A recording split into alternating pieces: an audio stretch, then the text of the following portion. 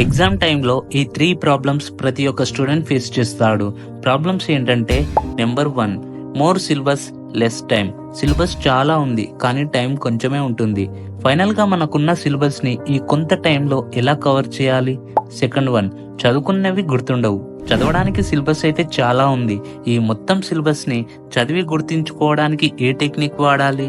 ఏ technique వాడితే చదివిన syllabus long term వరకు మెమరీలో గుర్తుండిపోతాయి? Third 1, over thinking. నువ్వు కూర్చొని ఆలోచిస్తుండొచ్చు, అని నేను సంవత్సరం మొత్తం వేస్ట్ చేశాను, ఇప్పటి నుండైనా నేను చదివి ఎగ్జామ్ ని క్రాక్ చేయగలనా, అట్లీస్ట్ 80% మార్క్స్ వరకు తెచ్చుకోగలనా అని. ఈ వీడియో ప్రతి ఒక్క స్టూడెంట్ కోసమే. ఇంకా 2-3 నెలల్లో ఎగ్జామ్ స్టార్ట్ అవుతాయి, లేక ఆల్రెడీ ఎగ్జామ్ స్టార్ట్ అయిన స్టూడెంట్స్ కోసం. ఈ ఎగ్జామ్ టైం అనేది చాలా ఇంపార్టెంట్. నేను చాలా మంది స్టూడెంట్స్ ని గమనించాను.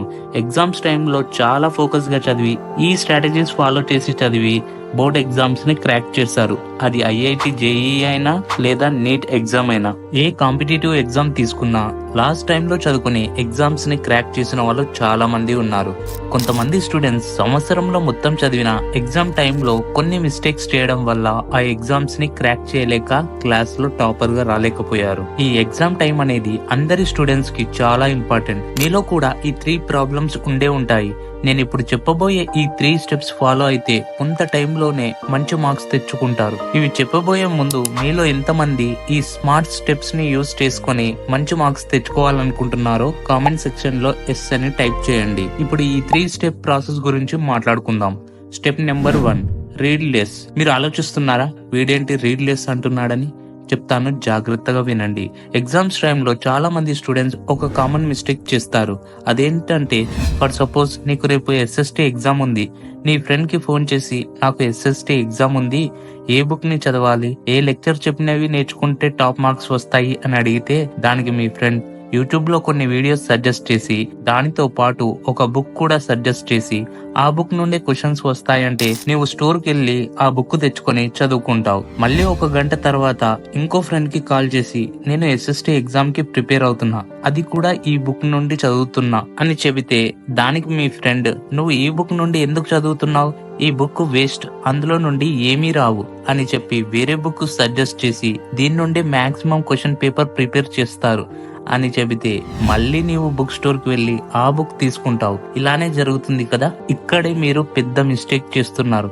ఎందుకంటే మీరు ఇన్ని బుక్స్ తెచ్చుకొని ఇన్ని రిసోర్సెస్ ని యూజ్ చేసి చదువుకోవడం పాసిబుల్ అవ్వదు. అది కూడా కొంత టైంలో ఇన్ని బుక్స్ చదవడం ప్రాక్టికల్లీ నాట్ పాసిబుల్. ఒకవేళ చదివినా మీ బ్రెయిన్ మెమరీలో చదివినవన్నీ గుర్తుంటాయా?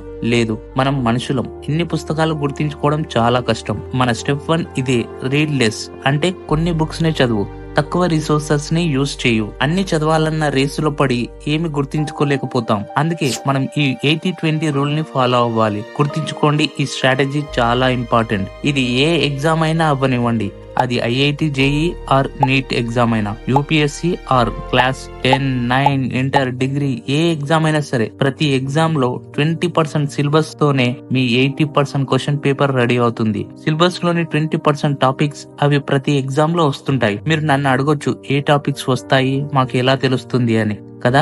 మీరు యూట్యూబ్ లో మీరు ప్రిపేర్ అయ్యే ఎగ్జామ్ టైప్ చేసి, దానికంటే ముందు ప్రీవియస్ ఇయర్ క్వశ్చన్ అనాలిసిస్ అని టైప్ చేయండి. ఫర్ సపోజ్ ఒక స్టూడెంట్ నీట్ ఎగ్జామ్ కోసం ప్రిపేర్ అవుతున్నాడు. దాన్ని ఎలా సెర్చ్ చేయాలంటే, NEET physics chapter wise analysis or previous year question paper analysis of NEET exam అని సెర్చ్ చేయండి. దీంతో మీకు తెలిసిపోతుంది ఫిజిక్స్ ఈ చాప్టర్ ఇంపార్టెంట్, 5 ఇయర్స్ దీని నుండే టాపిక్స్ క్వశ్చన్స్ అడుగుతున్నారు. దీంతో మీకు ఏ చాప్టర్ ఇంపార్టెంట్, ఏ టాపిక్స్ ఇంపార్టెంట్ అని తెలుస్తుంది. అవే మీరు ఫస్ట్ చదువుకోవాలి. ఈ ఎగ్జాంపుల్ ప్రతి ఎగ్జామ్ కి వర్తిస్తుంది. ఈ టెక్నిక్ పైన నీకు విశ్వాసం లేదా? ఈ టెక్నిక్ ని ఉపయోగించే చాలా మంది స్టూడెంట్స్ ఎగ్జామ్ కి 1 నెల ముందు ఓన్లీ ఇంపార్టెంట్ టాపిక్స్ చదివి, అది బయాలజీ అయినా, ఫిజిక్స్ అయినా, లేదా కెమిస్ట్రీ అయినా, ఏ సబ్జెక్ట్ అయినా 93% మార్క్స్ ని అచీవ్ చేశారు. నీవే ఆలోచించు, ఆ స్టూడెంట్స్ చేశారంటే నీవెందుకు చేయలేవు? అది ఏ ఎగ్జామ్ అయినా సరే, నువ్వు ఈ స్టెప్ 1 ని ఫాలో అవ్వు చాలు. Step number 2, think more. Exam టైంలో నీకుండే పెద్ద ప్రాబ్లం ఏంటంటే నీవు చదివినవి గుర్తించుకోలేకపోతావు. నువ్వు ఒక్క సంవత్సరం నుండి ఏం చదవకుండా ఒక్క నెలలోనే అన్ని చదివితే నీ బ్రెయిన్ కి ఇవన్నీ గుర్తుండవు. కానీ ఒక మెథడ్ ని యూజ్ చేస్తే నీ మెమరీలో గుర్తుండిపోతుంది. అదే విజువలైజేషన్. ఈ మెథడ్ నే గురుకులంలో యూజ్ చేస్తారు. విజువలైజేషన్ అంటే ఏంటి? ఫర్ ఎగ్జాంపుల్, మీరు ఒక డెఫినేషన్ ని చదువుతున్నారు. A displacement reaction is the one where in the atom on a set of atom is displaced by another atom in a molecule. ఇప్పుడు మీరు ఈ డెఫినేషన్ ని చదివి దీన్ని బాగా యాస్టీజ్ గా బట్టి పట్టుకొని చదువుతారు. ఇదే మీరు చేసే పెద్ద మిస్టేక్. న్యూరో సైన్స్ ఏం చెప్తుందంటే నీవు ఎప్పుడైతే బట్టి పడతావో అది నీ షార్ట్ టర్మ్ మెమరీలోనే ఉండిపోతుంది, లాంగ్ టర్మ్ మెమరీలోకి రాదు.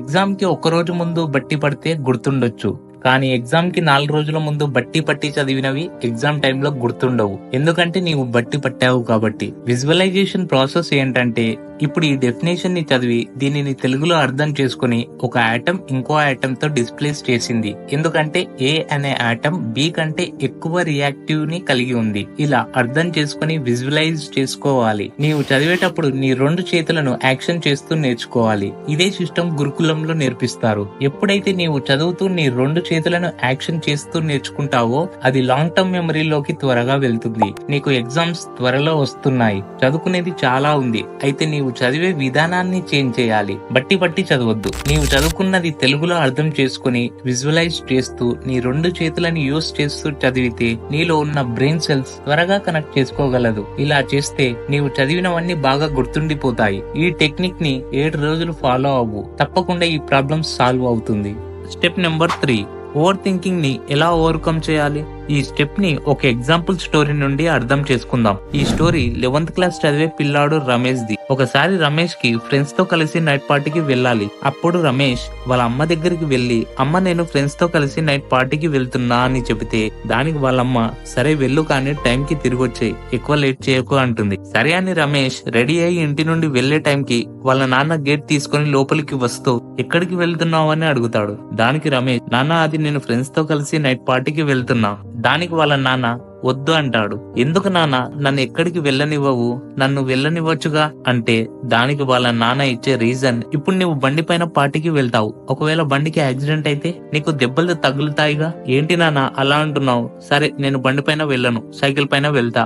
దానికి వాళ్ళ నాన్న, యాక్సిడెంట్ సైకిల్ కి కూడా అవ్వచ్చు, సైకిల్ స్కిడ్ అయి పడిపోవచ్చుగా. సరే నాన్న నేను సైకిల్ పైన కూడా వెళ్ళను, నడుచుకుంటూ వెళ్తా. దానికి నాన్న, నీవు నైట్ నడుచుకుంటూ వస్తే దారిలో ఎవరైనా కిడ్నాప్ చేస్తే? చివరికి రమేష్ సరే నాన్న నేను ఎక్కడికి వెళ్ళను అని తన రూమ్ లోకి వెళ్ళిపోతాడు. ఇప్పుడు నీవు ఆలోచిస్తున్నావు కదా, ఏంటి వాళ్ళ నాన్న అన్ని మీనింగ్లెస్ క్వశ్చన్స్ అడుగుతున్నాడని. రోడ్డు పైన వెళ్తే ఎప్పుడైనా ఇలానే జరుగుతుందా? యాక్సిడెంట్ ఎప్పుడైనా ఎవరికైనా జరగచ్చు. దానికి అర్థం నీవు ఇంటి నుండి బయటికి వెళ్ళొద్దని కాదు కదా. ఇదే ఆలోచిస్తున్నారు కదా మీరు కూడా.